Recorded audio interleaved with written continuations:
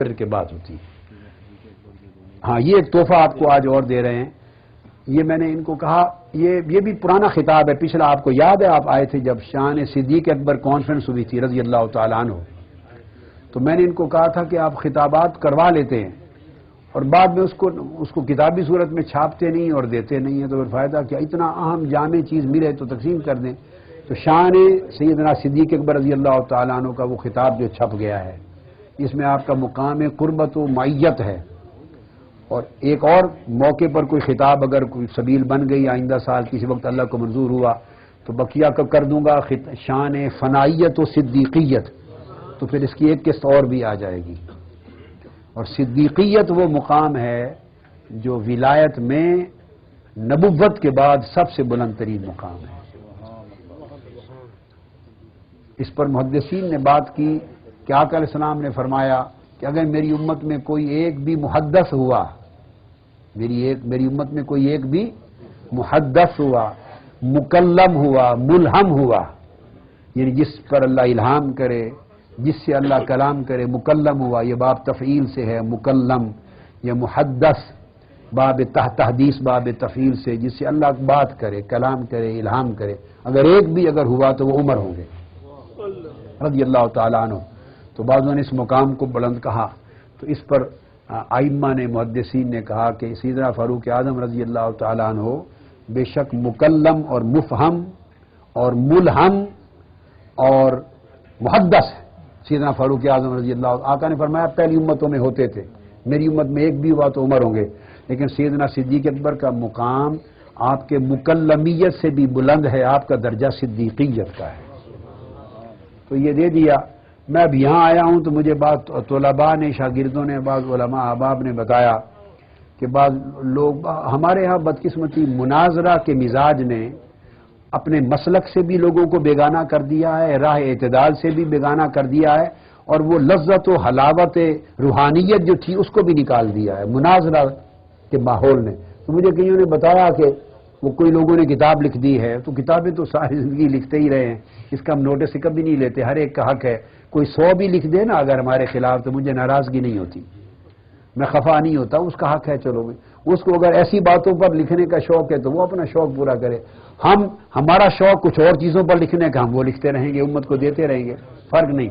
مگر ایک خیال آیا کہ انہوں نے وہ بنا دیا کہ شاید کوئی ہمارا عقیدہ سیدنا صدیق اکبر رضی اللہ تعالیٰ عنہ کی افضلیت کی نفی میں ہے معاذ اللہ، سیدنا مولا علی اور مرتضیٰ کی شان کو کثرت کے ساتھ سن کے سمجھا کہ شاید معاذ اللہ کو ہم تفضیلی ہیں یا ہم ان کی افضلیت کے نفی۔ تو یعنی لوگوں میں میری جو جد و جہد کا ایک گوشہ یہ ہے کہ میں علی وجہ البصیرت کہہ رہا ہوں، علی وجہ البصیرت کے ایک عرصہ سے جب سے یہ شیعہ سنی مناظرے اور بحثیں اور شیعہ حضرات کی طرف سے بعض بڑی زیادتیاں اور بعض صحابہ کرام کی گستاخیوں کی کتابیں اور ایسے معاملات بہت زیادہ خاص علاقوں میں ہوئے، اور ایک مناظرہ اور رد و تکرار کی جب ماحول چلا ہے تو بعض لوگوں کی وجہ سے نادانستہ اہل سنت کے عقیدے میں خارجیت کی گرد کا اثر ہو گیا ہے، خارجیت کی گرد آ گئی ہے۔ تو میں نے یہ بھی چاہا باقی کاموں کے ساتھ اس گرد کو بھی جھاڑا جائے اور اہل سنت کے اس اصل عقیدے کو محبت اہل بیت کے حوالے سے اجاگر کیا جائے جس کو خارجیوں نے گرد آلود کر دیا تھا۔ اب بعض ساتھیوں کو یہ عمل پسند نہیں آیا یا شاید سمجھ میں نہیں آیا، انہوں نے سمجھا کہ شاید ہم افضلیت صدیق اکبر کے قائل نہیں معاذ اللہ۔ تو یہ کتابچہ جو ہے یہ پھر سارے ان کی بند دریچے کھول دے گا انشاءاللہ۔ وہ لوگ فوری طور پہ دوسری سمت چلے جاتے ہیں کیونکہ یہ بات کر دی تو اگر توحید کی بات کر دی تو وہ سمجھ جاتے شاید وہابی ہو گیا ہے، تقسیم کر دی ہے نا، جو توحید کی بات اللہ کی بات بہت کرے وہ وہابی ہے، جو رسول کی شان اور عشق اور محبت کی بات کرے وہ بریلوی ہو گیا ہے، جو گویا باقی جو بند یا باقی لوگوں کو کوئی رسول سے غرض ہی نہیں ہے، جو رسول کی بات کرے اس کو بریلوی بنا دیا، جر دیا عنوان، جو توحید کی اور نور توحید کی بات کرے اسے وہابی بنا دیا، جو صحابہ کی بات کرے اب وہ سنی رہ گیا ہے، جو اہل بیت کی بات کرے وہ شیعہ ہو گیا۔ تو یہ تقسیمات کر دی ہیں ہم، یہ دیواریں، یہ جو ناجائز تقسیمات کی مٹا رہے ہیں اور گرا رہے ہیں، اور تصور یہ ہے کہ اہل سنت عقیدہ اس بات کا ہے کہ جس مسلک سے بہتر توحید کہیں نہ ملے جس سے بہتر عشق و ادب رسالت کہیں نہ ملے، جس سے بہتر حب اہل بیت کہیں نہ ملے، جس سے بہتر تکریم تعظیم صحابہ کہیں نہ ملے، اور جس سے بہتر نسبت اولیاء و صالحین کہیں نہ ملے۔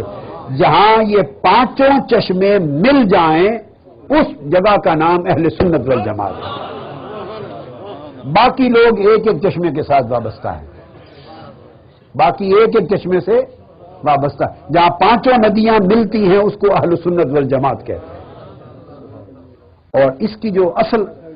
جلا ہے عقیدے کی وہ اولیاء اور صوفیاء کے عقائد کے ساتھ ہے۔ تو یہ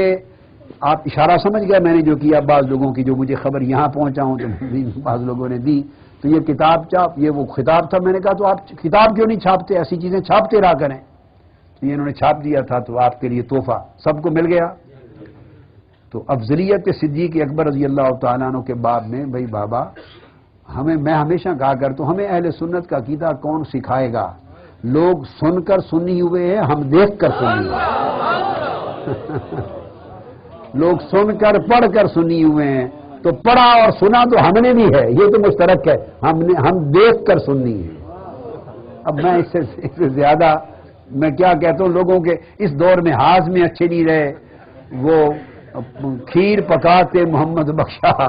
کتے آگے دھرنی،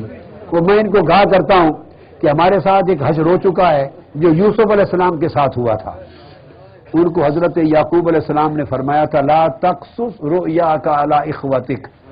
خواب حق ہے مگر اپنے بھائیوں کو، ستیلے بھائیوں، ان کو نہ سنانا، مصیبت میں ڈال دیں گے۔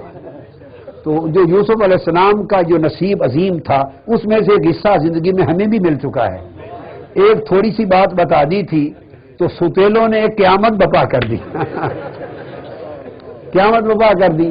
اس لیے پھر بہت سی باتیں پھر ہم نہیں کہتے۔ اگلے زمانے تھے، لوگوں میں لوگ حسن عقیدہ تھا، جھوٹ نہیں بولتے تھے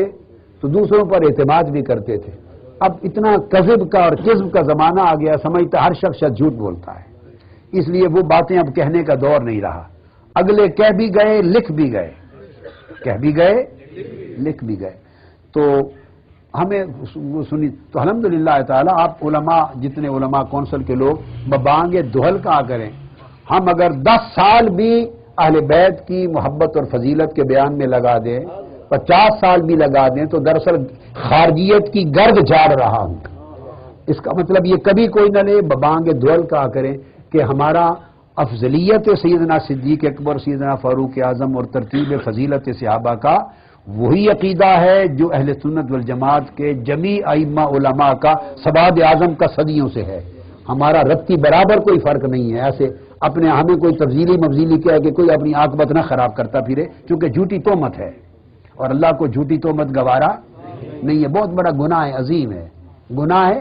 ہمارے ہاں تو لوگ بہت ایزی، جس کو چاہیں جو بنا دیں، جس کو چاہیں جو بنا۔ آپ جب جاتے ہیں ببانگ دہل کہا کریں کہ سنیت کا عقیدہ یہاں سے زندہ ہو رہا ہے، آپ ہمیں سمجھا رہے ہیں بیٹھ کر۔ تو یہ